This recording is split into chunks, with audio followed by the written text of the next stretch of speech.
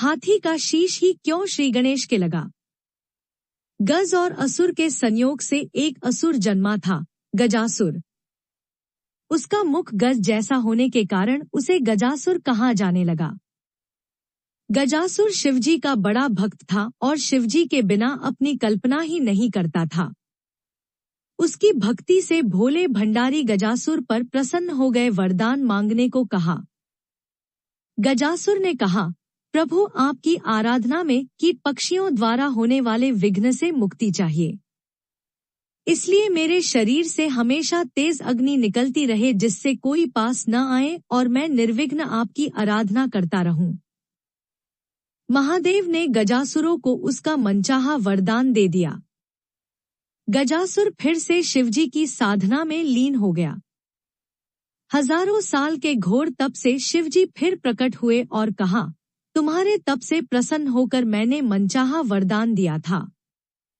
मैं फिर से प्रसन्न हूँ, बोलो अब क्या मांगते हो। गजासुर कुछ इच्छा लेकर तो तप कर नहीं रहा था। उसे तो शिव आराधना के सिवा और कोई काम पसंद नहीं था, लेकिन प्रभु ने कहा कि वरदान मांगो तो वह सोचने लगा। गजासुर ने कहा, वैसे तो मैंने कुछ इच्छा रखकर तप नहीं किया, लेकिन आप कुछ देना चाहते हैं तो आप कैलाश छोड़कर मेरे उदर पेट में ही निवास करें। भोले भंडारी गजासुर के पेट में समा गए। माता पार्वती ने उन्हें खोजना शुरू किया, लेकिन वह कहीं मिले ही नहीं। उन्होंने विष्णु जी का स्मरण कर शिवजी का पता लगाने को कहा। श्रीहरि ने कहा, बहन आप दुखी न हो।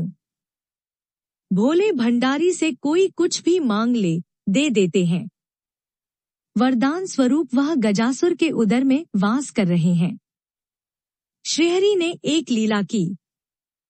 उन्होंने नंदी बैल को नृत्य का प्रशिक्षण दिया और फिर उसे खूब सजाने के बाद गजासुर के सामने जाकर नाचने को कहा।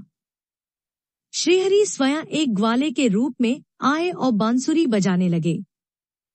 बांसुरी की धुन पर नंदी ने ऐसा सुंदर नृत्य किया कि गजासुर बहुत प्रसन्न हो गया। उसने ग्वाला वेशधारी श्रीहरि से कहा, मैं तुम पर प्रसन्न हूँ। इतने साल की साधना से मुझमें वैराग्य आ गया था। तुम दोनों ने मेरा मनोरंजन किया है। कोई वरदान मांग लो। श्रीहरि ने कहा, आप तो परम शिव भक्त हैं। शिवजी की कृपा से ऐसी कोई चीज नहीं जो आप हमें न दे सकें। किंतु मांगते हुए संकोच होता है कि कहीं आप मना न कर दें। श्रीहरि की तारीफ से गजासुर स्वयं को ईश्वर तुल्य ही समझने लगा था। उसने कहा, तुम मुझे साक्षात शिव समझ सकते हो। मेरे लिए संसार में कुछ भी असंभव नहीं। तुम्हें मनचाहा वरदान देने का वचन देता हूँ।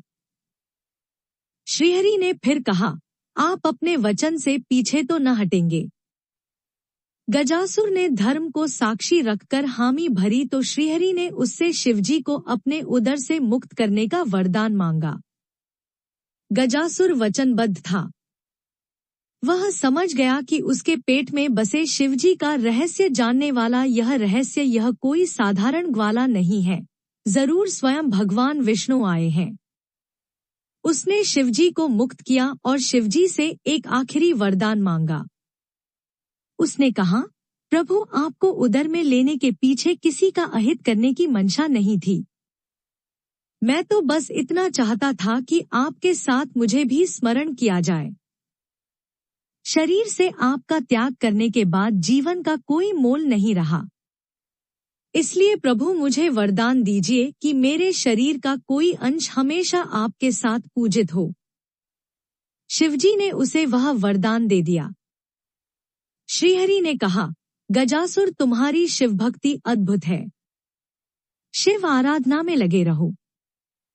समय आने पर तुम्हें ऐसा सम्मान मिलेगा जिसकी तुमने कल्पना भी नहीं की होगी। जब गणेश जी का शीश धड़ से अलग हुआ तो गजासुर के शीश को ही श्रीहरि काट लाए और गणपति के धड़ से जोड़कर जीवित किया था। इस तरह वह शिवजी के प्रिय पुत्र के रूप में प्रथम आराध्य हो गया। बोलो गणेश जी महाराज की जय। ऐसी कहानियां और कथाएं सुनने के लिए हमारे चैनल को सब्सक्राइब और शेयर करें। धन्यवाद। नमस्कार।